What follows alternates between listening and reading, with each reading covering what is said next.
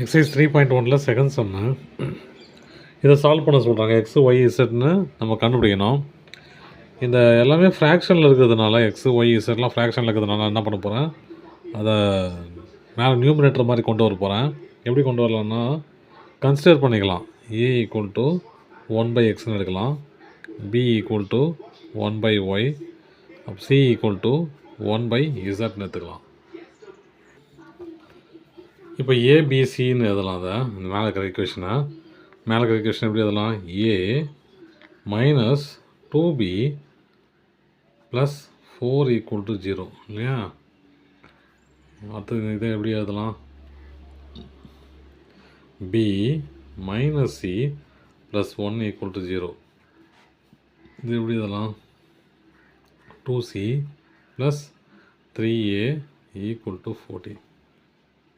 இது எல்லாம் equal to 14 இருக்குது. அப்போ நம்ம இந்த கான்ஸ்டன்ட்லாம் வெளியே கொண்டு வந்துடலாம்.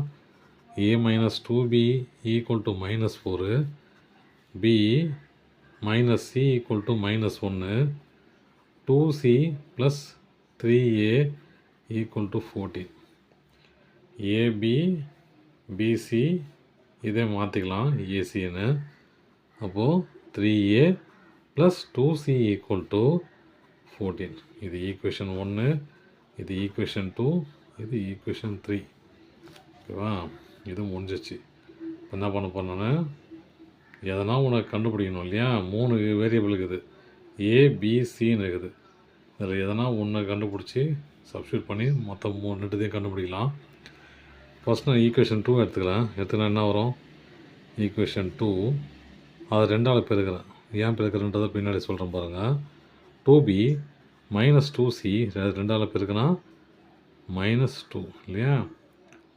இது பாருங்கள், இதை கீழே எழுதிக்கிறேன். அதாவது 2 ப்ளஸ் ஈக்குவேஷன் 1 ஆட் பண்ண பாருங்கள். இல்லை இந்த ஈக்குவேஷன் வரல. அப்போ என்ன பண்ணலாம், ஏ மைனஸ் பி வரும். இப்போது ஏ ப்ளஸ் பண்ணிக்கலாம். இப்போ ப்ளஸ் பண்ணால் A minus 2b equal to minus 4. இந்த மைனஸ் 2வும் ப்ளஸ் 2வும் கேன்சல் ஆகிடும். மிச்சம் என்ன ஆகுது, A minus 2c equal to minus 6. இது ஈக்குவேஷன் 4. இப்போ ஏசி கிடச்சிச்சு. இங்கே ஏசி இருக்குது இல்லையா. அப்போ ரெண்டையும் சப்ஸ்டியூட் பண்ணி நம்ம ஏ கண்டுபிடிச்சிடலாம் பாருங்கள். அப்போ ஈக்குவேஷன் 4ன்னு எழுதிக்கலாம். A minus 2c equal to minus 6. Equation 3 என்னது, 3a plus 2c equal to 14. 2 cancel ஆகிடும். 4a equal to 8. அப்போ a ஈக்குவல் டு 8/4 கேன்சல் பண்ணால் 2. அப்போ a ஈக்குவல் டு 2. a 2ன்னு கிடச்சிச்சா. இந்த ஏ தூக்கிட்டு இதில் எதனா போடணும். இதில் போடலாம், இதில் போட்டு கண்டுபிடிச்சிடலாம். Put A equal to 2 in 1. Equation 1 பாருங்கள், இங்கே பாருங்கள், இங்கே இருக்கு பாருங்கள். அப்போது 2 minus 2b equal to minus 4. இந்த 2 இந்த பக்கம் கொண்டு போயிடலாம் வரும் பாருங்கள். Minus 2b equal to minus 4 minus 2. இது ப்ளஸ் இந்த பக்கம் போச்சுன்னா மைனஸ் 2 ஆகிடும். Minus 2b equal to minus 6. Minus cancel. 2b equal to 6, b equal to 6/2 cancel பண்ணால் 3. அப்போ b ஈக்குவல் டு 3 கிடச்சிச்சு. இப்போ சி வேணும். சி எந்த ஈக்குவேஷன் இருக்குது பாருங்கள், இந்த இருக்குது ஈக்குவேஷன் சி இங்கே இருக்குது.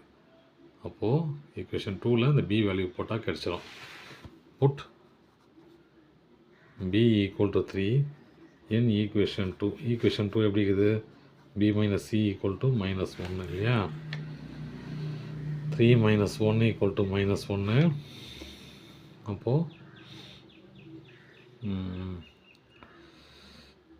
சி இல்லையா, அது 3 minus C equal to minus 1. Minus C equal to இது ப்ளஸ் அந்த பக்கம் மைனஸ் ஆகிடும். Minus 1 minus 3. அப்போ minus C equal to minus 4 cancel பண்ணால் சி ஈக்குவல் டு 4. நான் ஆல்ரெடி என்ன எடுத்துக்கிறேன், A equal to 1 by X இல்லையா, b equal to 1 by Y A, C equal to 1 by Z இல்லையா, அப்படி தான் எடுத்துட்டேன். அப்போ இதோட வேல்யூ எப்படி வரும், 1 by 2, இது 1 by 3, 1 by 4. ஏன் அப்படின்னா எக்ஸ் இங்கே போயிடும், ஒய் கீழே வந்துடும் இல்லையா, அதனால தான் இந்த மாதிரி இன்வெர்ஸ் ஆயிடுச்சு. புரியலன்னா சொல்கிறேன் பாருங்கள். 2 ஈக்குவல் டு 1 by எக்ஸ் இல்லையா, எக்ஸ் இந்த பக்கம் போச்சுன்னா எக்ஸ் தானே வேணும் எனக்கு, எக்ஸ் இந்த பக்கம் கொண்டு போனால் எக்ஸ் ஈக்குவல் டு இந்த 2 கீழே வந்துடும். அப்போ 1 by 2, எக்ஸ் ஈக்குவல் டு